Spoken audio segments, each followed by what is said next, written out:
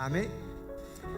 Bom, o tema da conferência é Born to be Brave, que significa nascidos para ser corajosos. Eu creio que Deus nos formou, Deus nos criou para vivermos todo o propósito que Ele já tem estabelecido para nós. Eu creio que antes do Senhor nos formar, Ele sonhou com a gente. Antes da gente pisar na terra, Ele já havia sonhado com a gente. E Ele tem planos e promessas para todos. Mas a grande verdade é que nem todos vivem esses planos, nem todos realizam aquilo que Deus sonhou, aquilo que Deus tem preparado.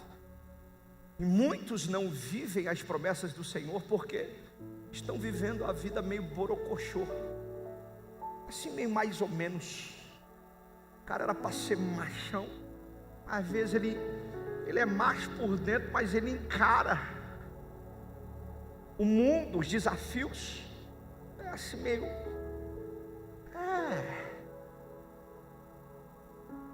Mas Deus nos fez para sermos braves, homens de coragem, homens que carregam as marcas do céu e que deixarão um legado nessa terra. E é sobre isso que nós vamos compartilhar hoje, é sobre isso que nós vamos ministrar agora. Então abra o seu coração para receber tudo aquilo que Deus tem para a sua vida, amém? Eu vou ler apenas um versículo e nós vamos começar. 1 Coríntios capítulo 16, versículo 13, a palavra do Senhor diz: estejam vigilantes, mantenham-se firmes na fé, sejam corajosos, sejam fortes. Vamos ler juntos? Quem pode ler comigo? Em voz alta, vamos lá, 1, 2, 3, estejam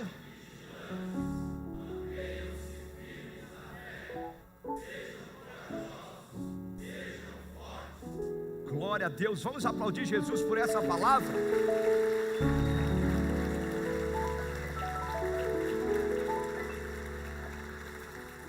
Feche seus olhos, incline a sua cabeça, Pai.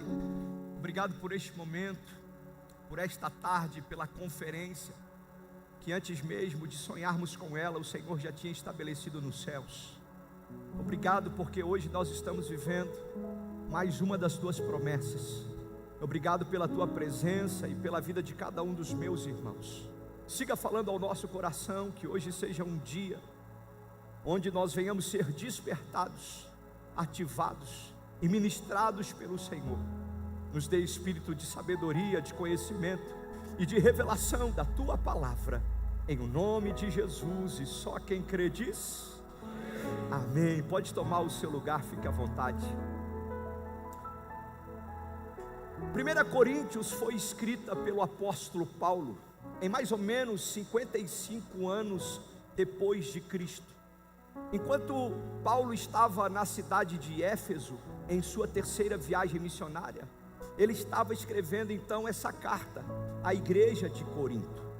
Paulo recebe informações que a igreja estava com problemas, que havia contenda entre os irmãos, havia divisões e diversos tipos de pecados. Então ele escreve essa carta para corrigir e alinhar a igreja. Os principais ensinamentos que a gente vai encontrar na primeira epístola ou na primeira carta aos Coríntios são que Jesus, Ele deve estar no centro da igreja. Onde deve estar Jesus?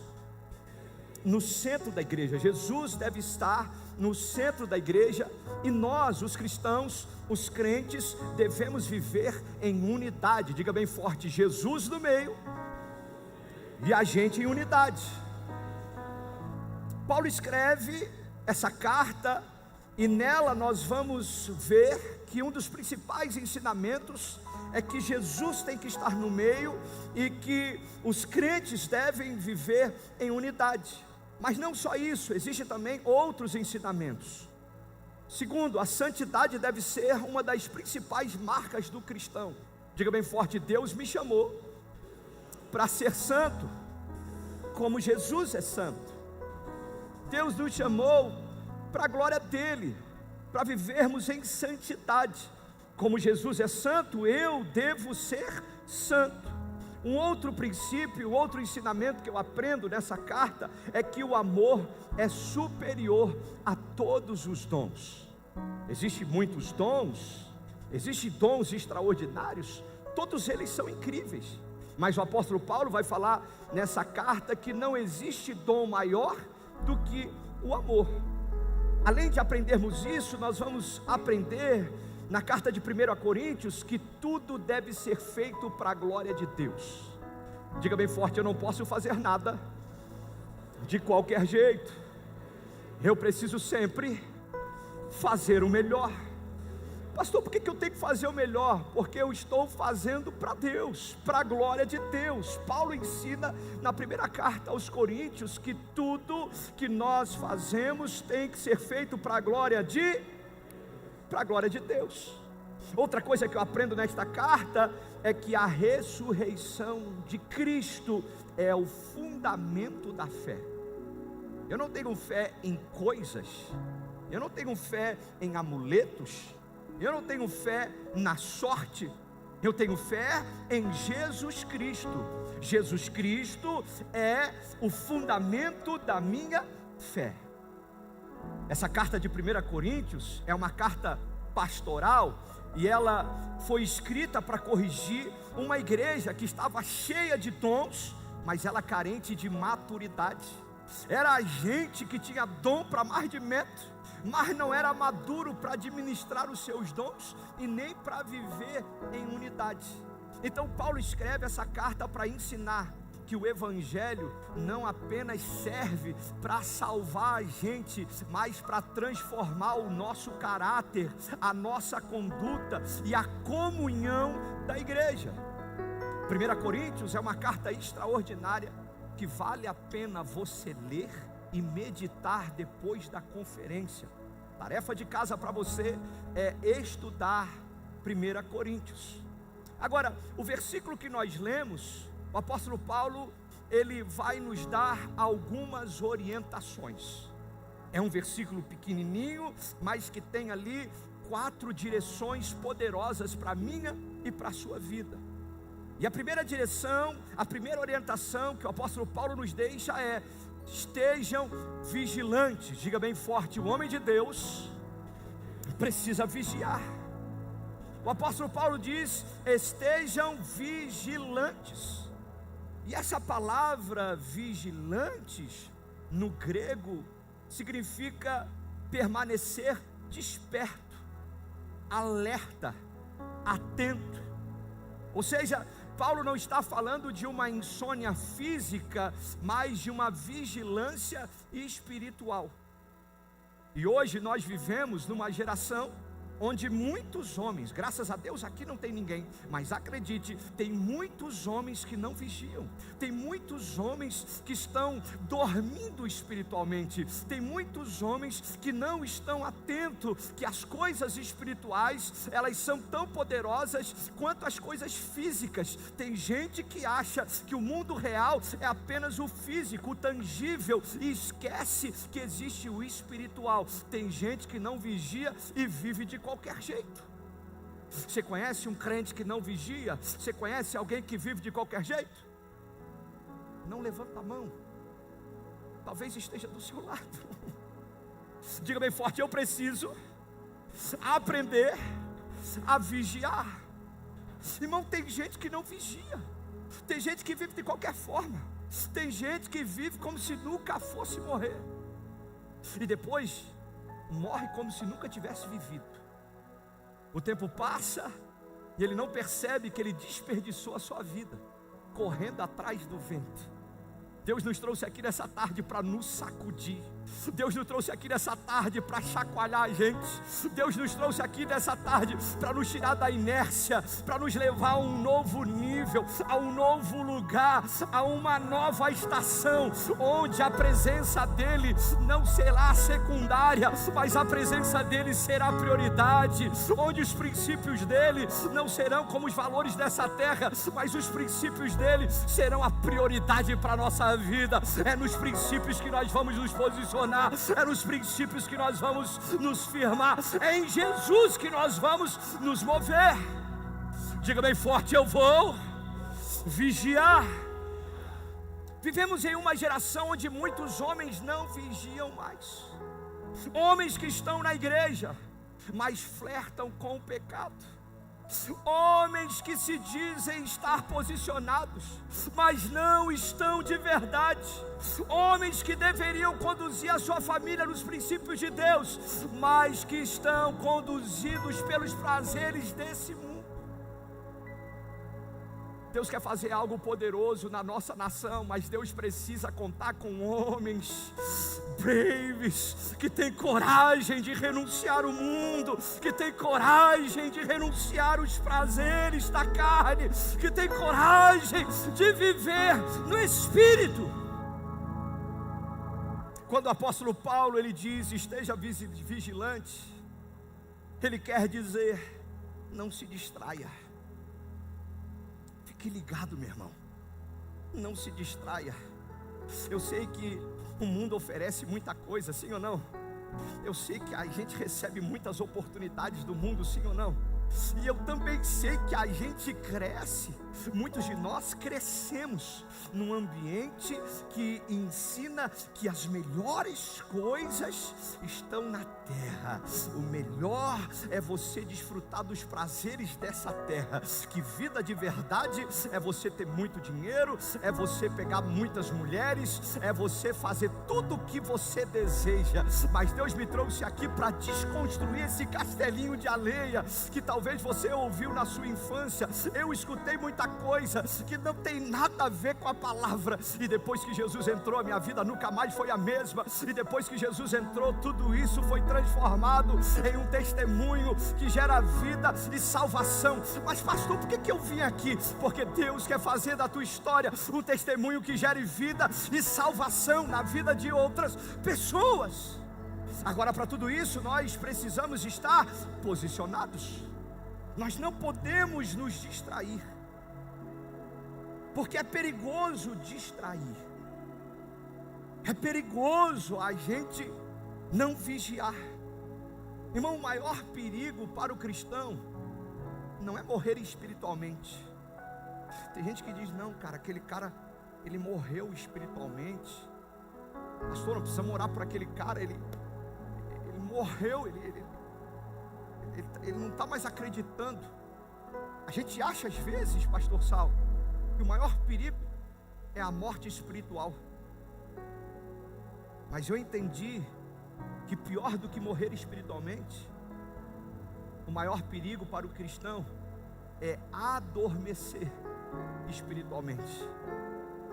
Porque tem gente que até morre, só que aí Jesus manda alguém tirar pedra e diz: Lázaro, sai para fora, sai.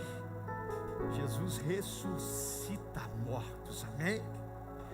Quem morreu sabe que morreu, e ele está lá frio. De repente Deus pega e ele volta para o caminho, ele volta para a presença, ele volta para a palavra. Outro dia eu vi um vídeo de um homem que não é bem homem, ele chorando, ele dizendo: poxa, eu era da igreja, mas eu fui viver o mundo, eu me distanciei de Deus, e a maior saudade que eu tenho é a presença do Senhor, é estar na igreja, é estar cultuando. Ele em lágrimas no vídeo, ele dizia: o que eu mais queria é poder voltar para a igreja. Eu sei que um dia eu vou voltar, eu sei que um dia Jesus vai me chamar, eu sei que um dia eu vou voltar a cultuar. Porque tem gente que está morto espiritual, mas ele está esperando a volta. Mas tem gente que está dentro, tem gente que pensa que está vivo, tem gente que está vivo, mas está dormindo,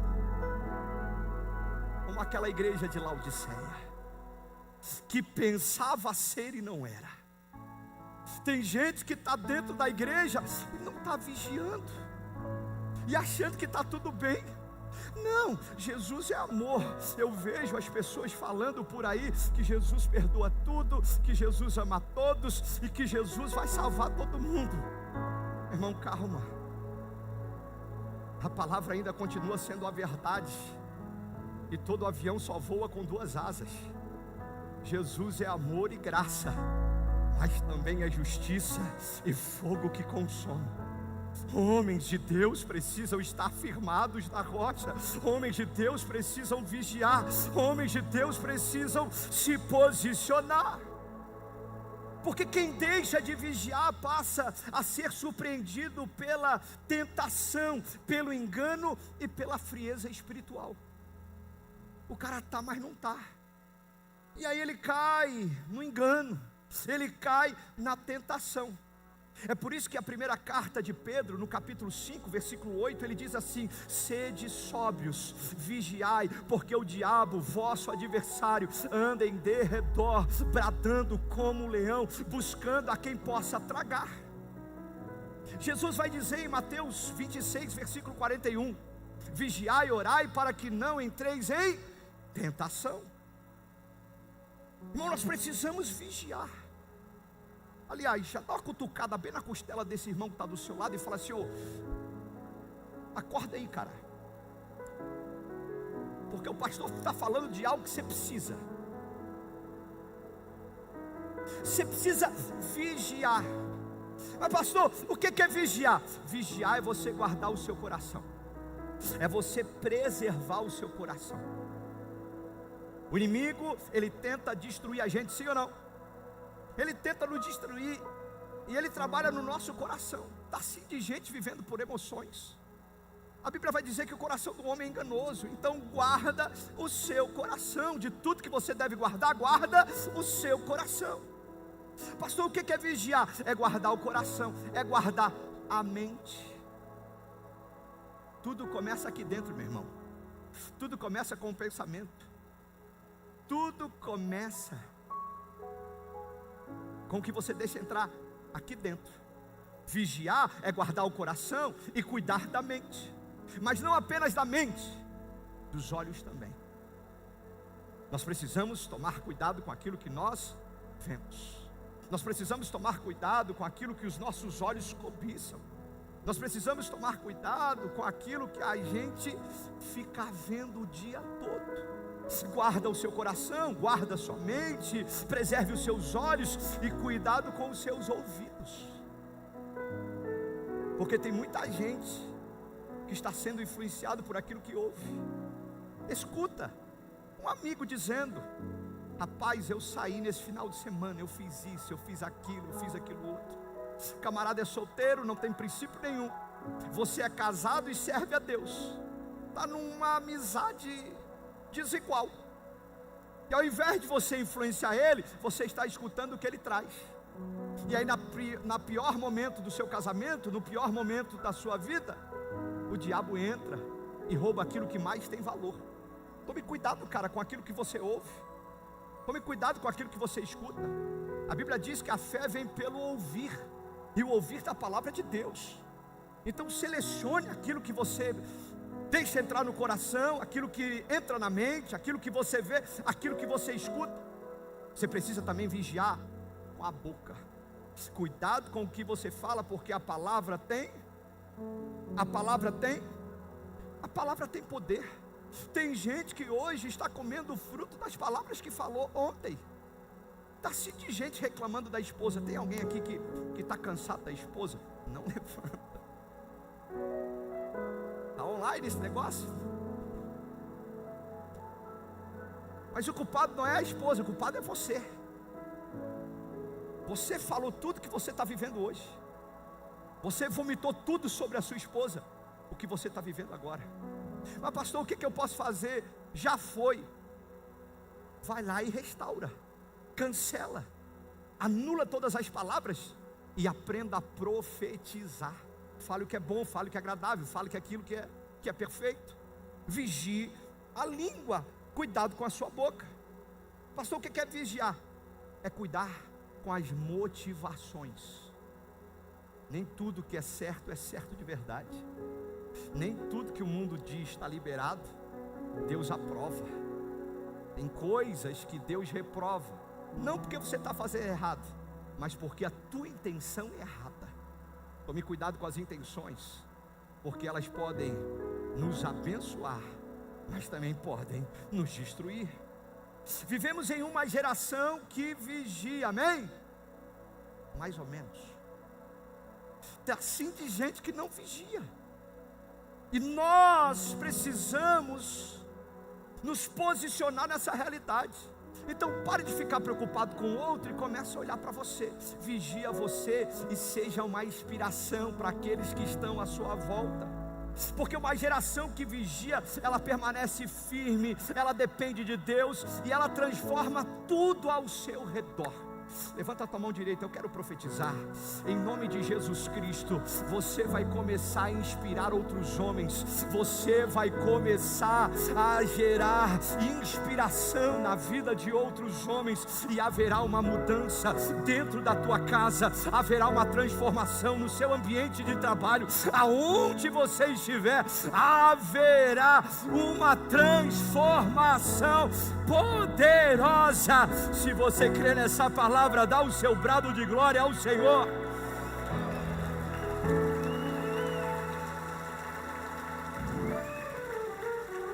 Meu irmão, entenda uma coisa: a maior vitória não é começar bem, mas permanecer firme até o final. Não é sobre como começamos, mas como vamos terminar. Talvez você começou muito mal, talvez a sua vida foi toda torta até aqui, mas Deus está nos dando a oportunidade de gerar alinhamento, transformação e uma nova história. Porém, para isso nós precisamos vigiar. Mas além de vigiar, o apóstolo Paulo está nos dando uma segunda direção. Ele está dizendo: mantenham-se firmes na fé. Será que alguém pode declarar isso comigo? Firmes na fé. Glória a Deus, foi muito bom, mas nem tanto, pode melhorar. Diga bem alto: mantenham-se firmes na fé. A direção de Deus para a nossa vida nessa tarde é: vigiem, mas também mantenham-se firmes na fé. E essa expressão firmes na fé, ela significa permanecer inabalável, permanecer posicionado na verdade do Evangelho. Em Cristo nós devemos nos posicionar. O apóstolo Paulo, ele percebe que a igreja de Coríntios estava sendo influenciada por falsos ensinos, por falsas doutrinas, por falsos mestres. Havia naquela igreja algumas divisões e filosofias humanas. Então Paulo os chama a permanecerem firmes, não nas circunstâncias, mas firmes na fé, firmes em Cristo Jesus. Sabe o que eu aprendo com a fé? Que fé não é um sentimento. O erro de muita gente é confundir fé com emoções, com sentimento. Fé não é sentir, fé é saber. Você não vai ler na Bíblia o apóstolo Paulo declarando: eu sinto que vai dar certo. Você vai ver o apóstolo Paulo declarando: eu sei em quem eu tenho crido. Porque tem horas, irmãos, que a gente não vai sentir. Tem horas que tudo parece estranho e que a gente sente que vai ser derrotado. Sim ou não? Quem já se sentiu derrotado? Quem já se sentiu num lugar onde a derrota era inevitável? Certamente você já acordou muito mal diante de um problema, diante de uma adversidade. Certamente você já se sentiu derrotado ou queria perder a batalha. Mas a fé, ela não nega a realidade, porém ela vai além da realidade. Porque fé não é um sentimento, fé é um fundamento. Por isso, a partir de hoje, você não vai andar por emoções, você vai andar pela palavra. Eu estou pregando para alguém que acredita. Eu acho que essa galerinha que está aqui, vou pregar para essa turma. Fé, ou melhor, fé não é sentimento, fé não é emoção, fé é uma firme convicção, fé é um fundamento. Então eu não ando por vista, eu me movo por fé. Eu não ando por aquilo que eu sinto, mas eu me movo por aquilo que eu acredito. O que direciona a minha vida não é o que o mundo está falando. O que alinha a minha vida não são as circunstâncias. O que me move move é o Deus da palavra, e é a palavra de Deus.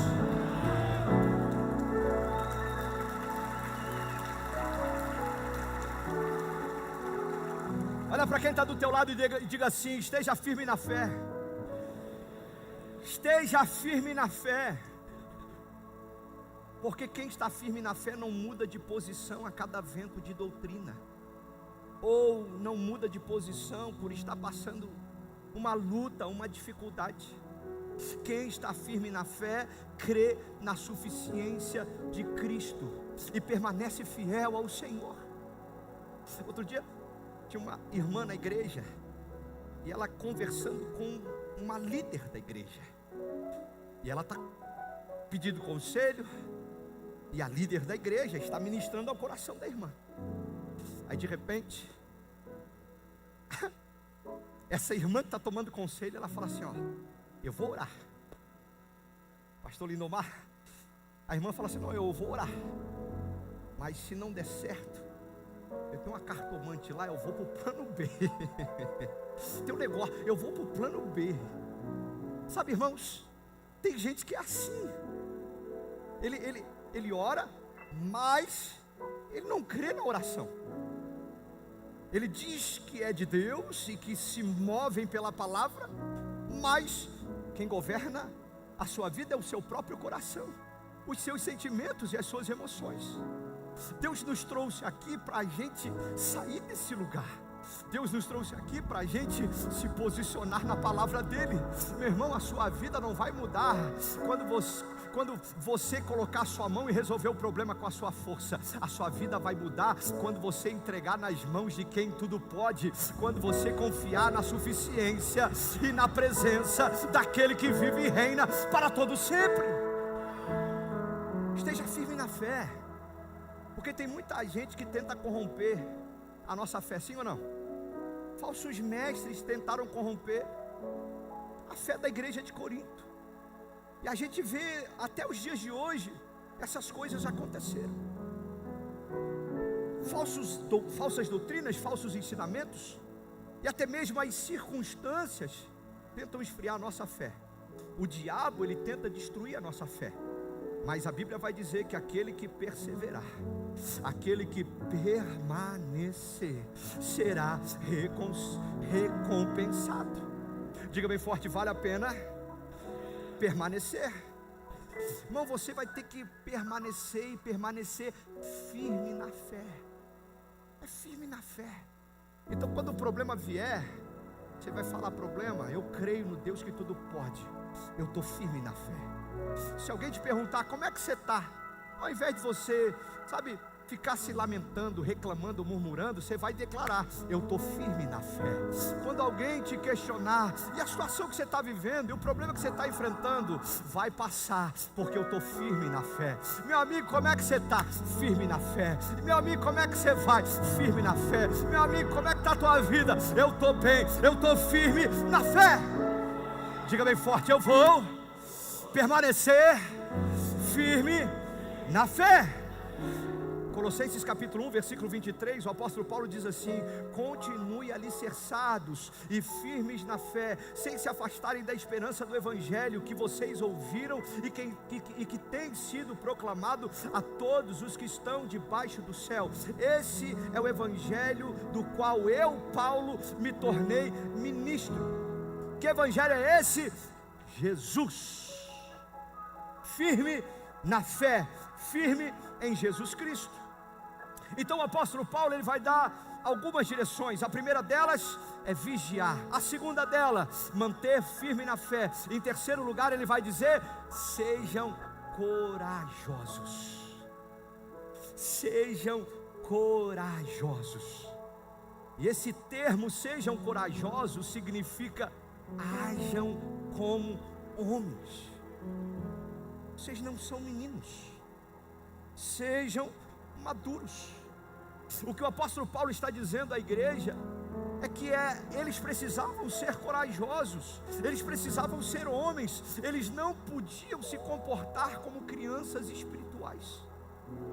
O problema é que tem muita gente que tem barba branca, cabelo branco, Alguns já não tem mais nem cabelo, tem idade avançada, mas é menino, age como menino, vive como um menino, se move como uma criança espiritual.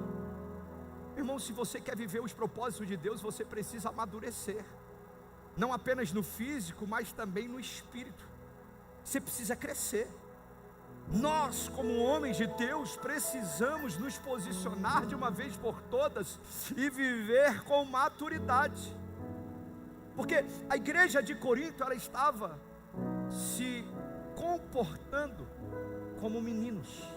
Entre eles havia briga infantis, falta de maturidade e falta de posicionamento. Você conhece alguém que briga por qualquer coisa? Você conhece alguém que briga ainda para ser o primeiro? Você conhece? Eu tenho 2 filhos, o Benício e a Isabela. A Isabela vai fazer 7 anos agora, nesse mês de agosto, e o Benício tem 8, então a idade é muito pertinho. Os 2 brigam o tempo todo, é o tempo todo brigando. Eu coloco um suquinho para eles, e eles pegam um copo, eles botam um do ladinho do outro, para saber quem é que tem mais. Eu vou sair de carro, o Benício pula na frente, eu vou na frente porque eu sou mais velho. A Isabela já tira ele fora, mas eu sou mulher. E o couro come, os 2. E está tudo bem, porque é a idade. Feio é a gente ver homem barbado brigando por coisas infantis, por coisas pequenas e tolas. Homens que deveriam estar pensando em ganhar mais uma alma para Jesus, mas que estão discutindo coisas infantis, como bebês espirituais. Diga bem forte: Deus quer me usar, mas para Ele usar, eu preciso ser maduro. Só quem está entendendo o que eu estou pregando aqui, diga amém. A igreja de Corinto, ela se comportava como crianças espirituais, e essa tem sido a realidade de muitas igrejas, em muitos lugares, em nossa nação. Essa tem sido a nossa realidade. Homens que se comportam como crianças, homens que se comportam como meninos. Então, o sejam corajosos, que o apóstolo Paulo está declarando aqui, é um chamado, é um convite a uma nova postura de maturidade e firmeza. Porque tem gente, irmão, que ele está na igreja, mas se Deus não responde a oração dele do dia para a noite, eu já não, igreja para mim já não sei. Tem gente que quer conduzir a sua casa em vitória, mas não se compromete com aquilo que precisa ser feito para levar a sua casa à vitória.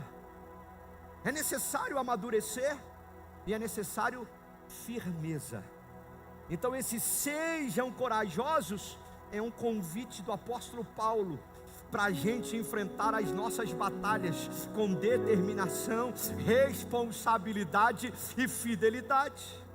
Diga bem forte: eu vou me posicionar. O fato é que nós vivemos uma geração fraca, não por falta de talento, porque tem muita gente com talento, tem muita gente. A gente vê pessoas incríveis, com talentos maravilhosos, mas vivemos infelizmente numa geração fraca, não por falta de talento, mas por falta de coragem, de ser homem, de reconhecer os seus erros, de assumir os seus compromissos. Vivemos numa geração fraca, não por falta de talento, mas por falta de coragem de enfrentar os desafios e se posicionar na verdade. Deus está nos chamando a um firme posicionamento, a andarmos com firmeza nos princípios, naquilo que Ele estabeleceu para cada um de nós. Pastor, como é que eu vou andar nos princípios, se nem os princípios eu conheço? É verdade, meu irmão. Está na hora de você criar vergonha nessa cara e ler a Bíblia. Está na hora de você começar a ter um momento a sós com Deus todos os dias. Está na hora de você ter o seu devocional, o seu tempo a sós com a presença do Senhor. Olha o silêncio da morte na church. Diga bem forte: eu vou me posicionar. O apóstolo Paulo, ele nos dá algumas direções. E a quarta direção é: sejam fortes. Sejam fortes. E essa palavra, ela significa tornar-se fortes. Sejam fortalecidos. A ideia não vem de força humana, mas de uma vida fortalecida pelo Senhor. Não é sobre a minha capacidade ou o meu músculo, porque está assim de gente forte por fora, mas fraco por dentro. Está assim de gente na academia, os caras tomam até uns negócios assim, do dia para a noite, o cara aparece assim, está tomando bomba, né? Não, pastor, que é isso? Peca 2 vezes, tomando bomba e mentindo.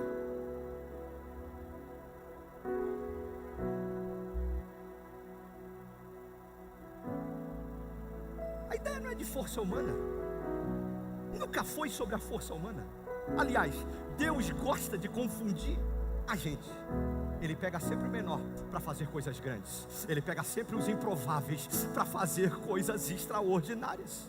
Então nunca foi sobre força humana, mas de uma força que só Deus pode dar. E quando Paulo está dizendo sejam fortes, ele está dizendo se tornem fortes pela presença de Deus, se tornem fortes pelos princípios do Senhor, se tornem fortes. É por isso que ele vai falar em Efésios capítulo 6, versículo 10, ele diz: fortalecei-vos no Senhor e na força do seu poder. Fortalecei-vos no Senhor, mas e na força do seu. Tem alguém comigo? Eu estou sozinho. Fortalecei-vos no Senhor e na força do seu poder. O apóstolo Paulo, ele sabe que a força do cristão não vem do seu talento, nem da sua experiência, nem da sua capacidade, mas da presença de Deus. A Bíblia mostra exemplos de homens que foram fortalecidos em Deus. De Gênesis a Apocalipse, nós vemos homens que foram fortalecidos pelo Senhor e que viveram coisas extraordinárias. Se você observar, Davi, ele fortaleceu-se no Senhor. Ele não se rendeu ao desespero quando tudo parecia perdido em Ziclag. Se você observar, Josué fortaleceu-se no Senhor, e ele escolheu a coragem em vez do medo, diante da morte de Moisés e da responsabilidade de liderar uma nação. Gideão fortaleceu-se no Senhor. Com fé e coragem ele derrotou os midianitas, milhares de homens com apenas 300. A Bíblia vai dizer que Elias, ele fortaleceu-se no Senhor, enfrentando os profetas de Baal, desafiou toda uma nação idólatra e provou que o Senhor era o verdadeiro Deus. Daniel fortaleceu-se no Senhor, mesmo sabendo que seria lançado na cova dos leões. Daniel continuou orando, sua coragem testemunhou a fidelidade de Deus. De Gênesis a Apocalipse, nós encontramos relatos, histórias, homens e mulheres que fortaleceram-se no Senhor. A Bíblia mostra homens que viveram adversidades, homens que passaram por muitos desafios, mas que foram fortalecidos por Deus e viveram milagres extraordinários. Pastor, por que você está falando isso? Porque Deus te trouxe aqui nessa tarde para dizer que a partir de hoje vem uma força sobrenatural sobre a tua vida, vem um poder extraordinário sobre você, e o que está por vir, nem olhos viram, nem ouvidos ouviram, e nem jamais penetrou no coração do homem, é aquilo que Deus tem preparado para aqueles que o amam. Diga bem forte: vem algo grande aí.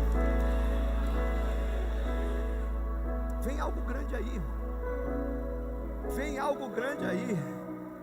Ah, pastor, mas eu estou passando por um problema. Esse problema só vem apontar que existe algo grande chegando sobre a tua vida.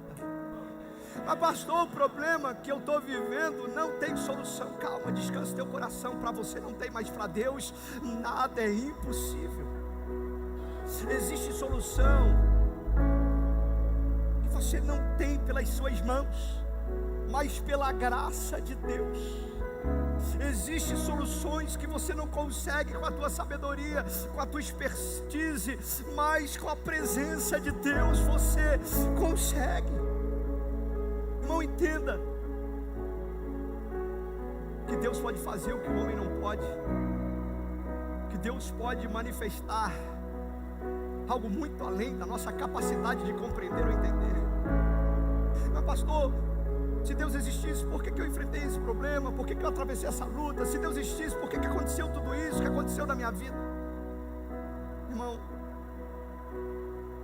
entenda que existem situações que Deus não vai te livrar. Existem coisas que você vai ter que passar. Tem situações que Deus não vai te livrar. Por quê, pastor? Porque Ele quer usar para te fortalecer. Tem horas que você vai ter que passar por isso mesmo. Mas dói, mas é necessário. Tem horas que você vai ter que ser traído mesmo. Para quê? Para aprender a perdoar. Tem horas que pessoas vão te enganar. Para quê? Para você saber a dor de quem é enganado. Tem horas que você vai passar por dias difíceis.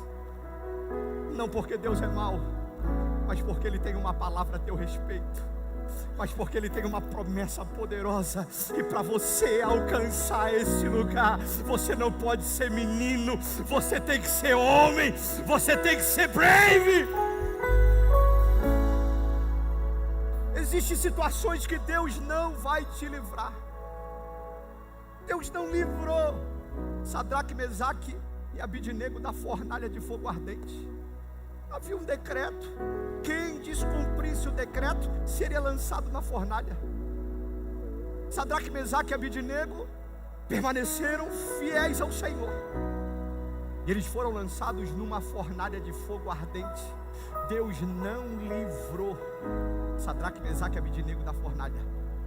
Mas a Bíblia vai dizer e vai nos mostrar que Ele entrou na fornalha com eles. Quando Deus não te livra das fornalhas da vida, Ele entra com você nas fornalhas. Eu não sei para quem é essa palavra, mas tem gente aqui que está sofrendo, tem gente aqui que por dentro está morrendo, mas Deus me trouxe aqui para te dizer: não haverá dor, não haverá morte, não haverá destruição, porque sobre ti há uma palavra, sobre ti há uma palavra, e tem vitória chegando aí, tem um novo tempo chegando aí, tem uma nova estação chegando aí.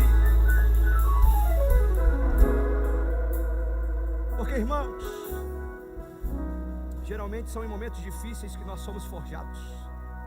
É quando nós passamos por adversidades que nós crescemos, amadurecemos e nos tornamos mais fortes. Ninguém gosta de passar, mas a verdade é que todos vão ter que passar. Por isso, não reclame mais dos seus problemas. Não reclame mais das adversidades. Porque não se faz bom marinheiro em mar manso. Você pediu para viver algo extraordinário, agora aguente a consequência de quem vive algo extraordinário. Você pediu para viver algo extraordinário no Senhor e para ter uma vida abundante e abençoada. Suporte a consequência para viver algo extraordinário e viver uma vida abundante e abençoada. Porque é quando passamos por adversidades que nós crescemos, siga ou não? Nós amadurecemos como? Passando por lutas e tribulações. Nos tornamos mais fortes em meio às adversidades e aos problemas da vida. Então não reclame mais dos problemas, pois uma geração forte não nasce em tempos fáceis. Tempos fáceis tornam homens frágeis. Tempos tempos difíceis preparam homens fortes. Por isso não fuja da guerra, luta com coragem, porque uma geração forte, ela é formada quando homens decidem enfrentar as suas batalhas difíceis. Deus preparou um dia, separou todo esse dia para nos levar a um novo lugar. Deus te chama a um posicionamento. Born to be brave. Nascidos para ser corajosos. Fica de pé em nome de Jesus.